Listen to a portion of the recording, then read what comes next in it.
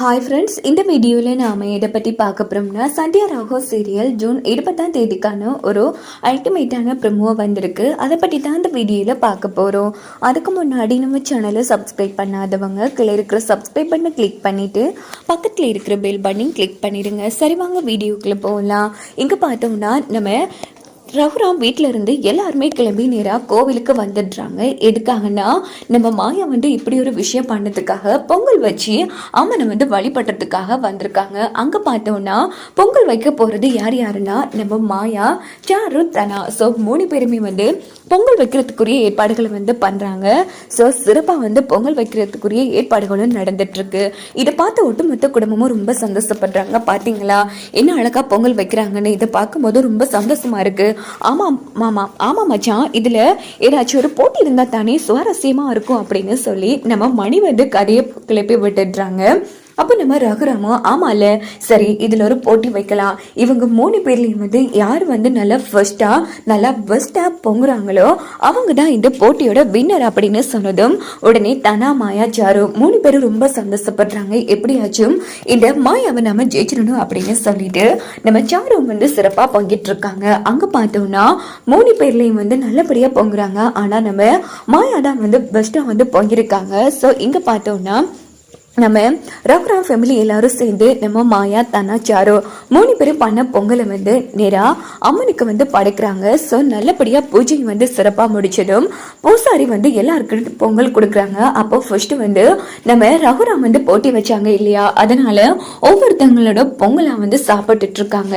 அப்போ எல்லாரும் ஒவ்வொருத்தவங்க பொங்கலை சாப்பிடும்போது ரகுராம் நான் எப்பவும் நியாயப்படி தான் தீர்ப்பு சொல்லுவேன். இதில் நல்ல டேஸ்டாக இருக்கிற பொங்கல்னா நம்ம மாயாவோட பொங்கல் தான்.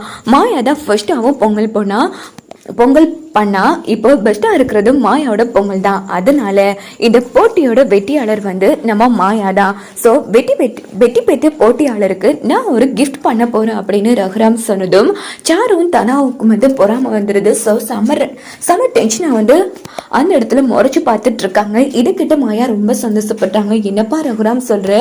ஆமாம்மா, நம்ம பரம்பரை மோதிரம் இருக்குல்ல, அந்த மோதிரத்தை என் பொண்ணு மாயாவுக்கு நான் கொடுக்க போறேன் அப்படின்னு சொல்லி நேரா ரகுராம் என்ன பண்றாங்கன்னா மோதிரத்தை நம்ம மாயாவுக்கு கொடுக்குறாங்க. இதனால மாயா ரொம்ப சந்தோஷப்படுறாங்க. ரொம்ப நன்றி பெரியப்பா அப்படின்னு. இன்னொரு பக்கம் தானா நாம கடைசியில பொங்கல் டெஸ்ட் இல்லாம போயிடுச்சு, அப்பா மோதிரத்தை மாயாவுக்கு கொடுத்துட்டாரே அப்படின்னு ரொம்ப ஃபீல் பண்ணிட்டு இருக்காங்க. அப்போ நம்ம ரகுராம் குடும்பம் எல்லாருமே ஜாலியா இருக்கிற டைமா பார்த்து நம்ம தானா ரொம்ப சோகம்.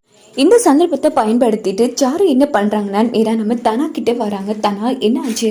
அதெல்லாம் ஒன்றும் இல்லை சாரு, எனக்கு புரியுது தனா, இத்தனை வருஷமா இந்த குடும்பத்தோட வாரிசாக இருந்திருக்காங்க. ஆனால் அது நேற்று மாயா போட்டியில் ஜெயிச்சதும் ரகுராம் பெரியப்பா உடனே அவங்க மோதிரத்தையே கிஃப்ட் பண்ணிட்டாங்க பாத்தியா. ஆனால் இப்படி இதுக்கு முதல் ஏதாச்சும் நடந்து உன்னை இப்படி கவனிச்சிருக்காங்களா? சரி அதையாச்சும் விடும் தனா, நான் சொல்கிறேன்னு தப்பாக நினைக்காத. இப்போ என்ன விட்டுக்கோ, நீ அந்த குடும்பத்தோட வாரிசு, நீ பொங்கல் நல்லா வச்சு அது எனக்கு தெரியும். நான் பொங்கலை சாப்பிட்டு பார்த்தேன், எவ்வளோ டேஸ்ட்டாக இருந்துச்சுன்னு தெரியுமா? ஸோ அப்படி இருக்கும்போது எதுக்காக மாயாவோட பொங்கலை மட்டும் பாராட்டி அவளுக்கு கிஃப்ட் கொடுக்கணும்? சரி, ஒருவேளை அவளுக்கு கிஃப்ட் கொடுத்தாலும் பரவாயில்ல, ஆனால் உன் பொங்கலை சாப்பிட்டு பார்த்துட்டு யாரும் ஒரு வார்த்தை கூட பேசலை, ஏன் உங்கள் அப்பா கூட ஒரு வார்த்தை கூட சொல்லலை.